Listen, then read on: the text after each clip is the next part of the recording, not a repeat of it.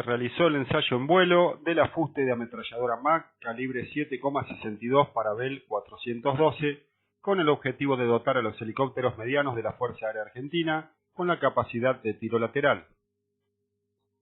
El objetivo del proyecto, realizado en el campo de tiro Félix Origone, ubicado en Mazaruca, Entre Ríos, consiste en dotar a los helicópteros medianos de la Fuerza Aérea Argentina con la capacidad de tiro lateral a los fines de cumplimentar tareas de instrucción y adiestramiento de las tripulaciones, defensa de instalaciones, operaciones de búsqueda y rescate en combate, operaciones de patrullaje con armamento lateral y operaciones especiales. Habiendo finalizado el proceso de certificación del afuste para ametralladora MAC 7,62 en el sistema de armas Bell 212, se dio continuidad al proceso de certificación para su empleo en el mismo sistema de armas.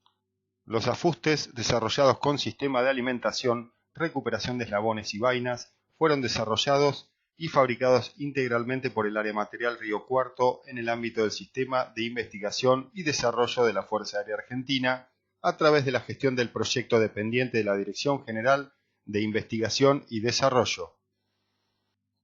El logro del objetivo implicó coordinaciones conjuntas de diversos organismos, entre ellos la Dirección de Aeronavegabilidad Militar Conjunta, acompañando el proceso de desarrollo desde la etapa inicial, el Centro de Ensayos de Armamento y Sistemas Operativos, junto al Centro de Investigaciones Tecnológicas Aeronáuticas, fueron responsables de confeccionar y ejecutar planes de ensayos. El Departamento de Ingeniería del Área de Material Quilmes se encargó de los ensayos de certificación. La 7ª Brigada Aérea realizó la ejecución operativa y logística del despliegue para los ensayos y el Instituto Universitario Aeronáutico se hizo cargo de las simulaciones estructurales.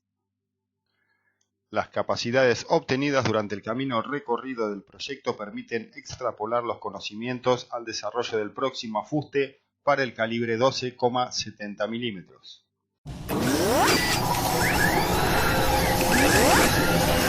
mm.